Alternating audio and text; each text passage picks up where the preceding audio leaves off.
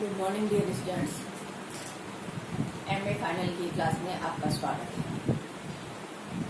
MA final में हम चर्चा कर रहे थे भारत में संघीय शासन की स्थापना के संदर्भ में, और हमने देखा कि भारत में 1935 के अधिनियम द्वारा संघीय शासन की स्थापना हेतु एक प्रस्ताव रखा गया, जो कि अपने आप में त्रुटिपूर्ण, अस्वाभाविक, अव्यवहारिक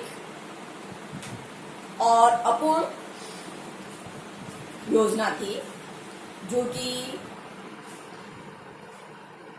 संघ निर्माण की शर्त पूरी न होने के कारण लागू होने नहीं हो पाई थी।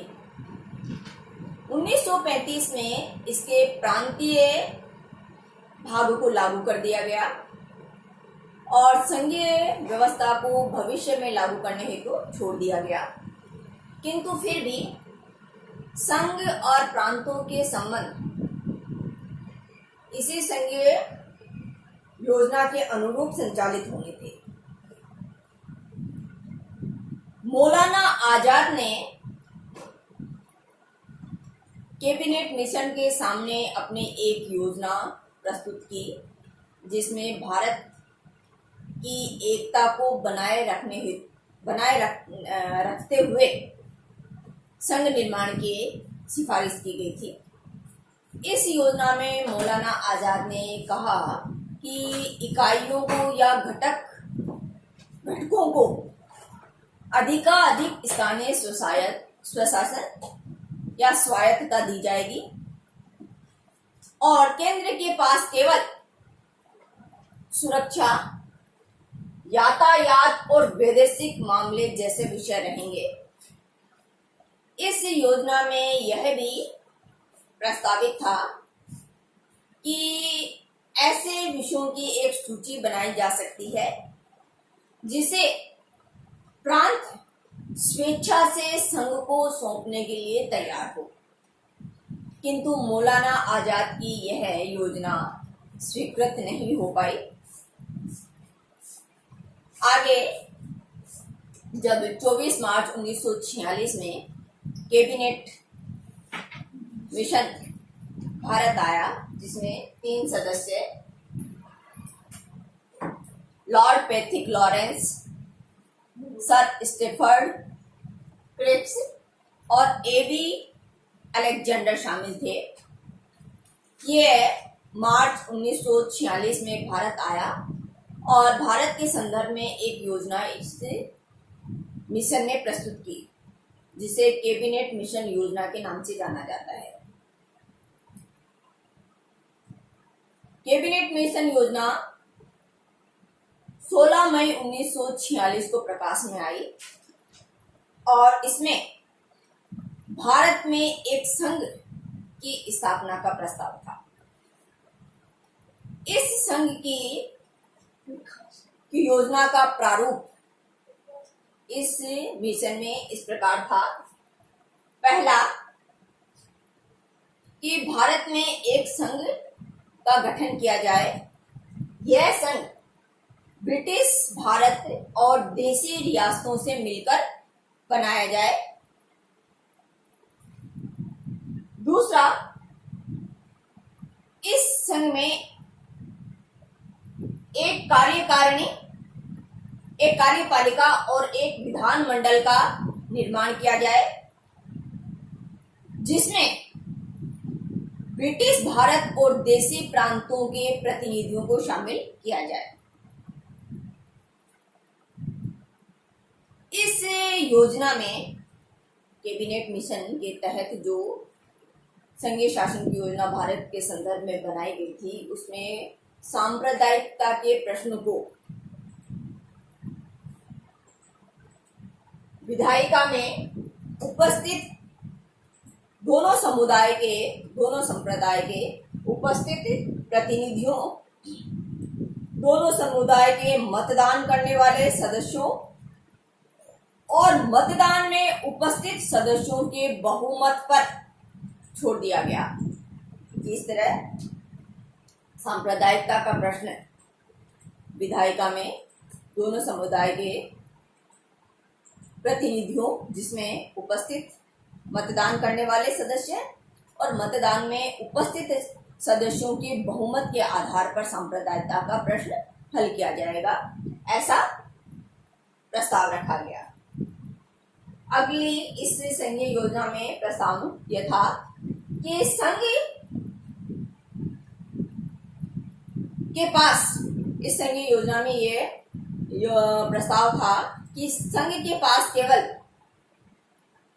वैदेशिक, प्रतिरक्षा और संचार से संबंधित विषय शामिल होंगे। शेष सभी विषय प्रांतों को दे दिए जाएंगे और अवशिष्ट शक्तियां भी प्रांतों के पास ही रहेगी। संघीय विषयों के अतिरिक्त सभी विषय और शक्तियां ब्रिटिश प्रांतों के संदर्भ में तो प्रांतों के पास रहेगी, और देशी रियासतों के संदर्भ में यह व्यवस्था की गई कि देशी रियासतें जिन विषयों को संघ को सौंपना चाहती है, उन विषयों के अतिरिक्त जितने भी अधिकार और विषय हैं वह देशी रियासतों के अधीन रहेंगे। यानी देशी रियासतों के लिए तो संघ में शामिल होते समय जो शर्तें वो देशी रियासतें अपने लिए रखेंगी, सुनिश्चित करेंगी कि कौन कौन से विषय वह संघ को सौंपना चाहेंगी और कौन से विषय वह अपने पास रखना चाहेंगी। उस के आधार पर संघ को सौंपे गए विषयों के अतिरिक्त शेष सभी अधिकार इन देशी रियासतों के पास दिए जाने प्रस्तावित थे।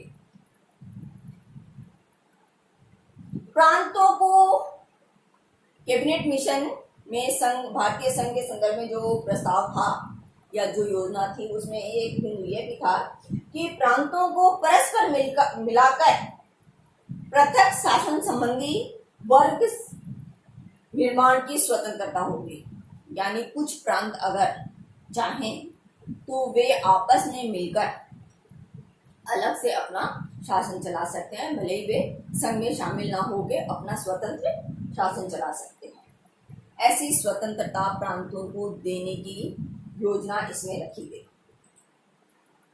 अगला बिंदु इसमें यह था, अगले प्रस्ताव यह था कि संघ और समूह के संविधान में यह व्यवस्था की गई कि कोई भी प्रांत अपने विधानसभा के बहुमत के निर्णय द्वारा संविधान पर पुनर्विचार करने हेतु स्वतंत्र होगा, और यह पुनर्विचार प्रारंभ के 10 वर्षों के उपरांत और फिर दोबारा पुनः 10 वर्षों के उपरांत किया जा सकता था। यानी प्रांत संविधान पर पुनर्विचार हेतु अपने विधायिका के बहुमत के निर्णय के आधार पर स्वतंत्र थे, और 10 वर्ष के अंतराल पर वे इसमें पुनर्विचार कर सकते थे। यह योजना भी फलीभूत नहीं हो पाई, क्योंकि इस योजना में भी कई खामियां, कई त्रुटियां थी। सबसे पहली खामी कैबिनेट मिशन योजना के तहत भारतीय संघ के संदर्भ में यह रही कि कैबिनेट मिशन योजना में जो संघ भारत के लिए प्रस्तावित था वह संघ अत्यंत ही कमजोर था।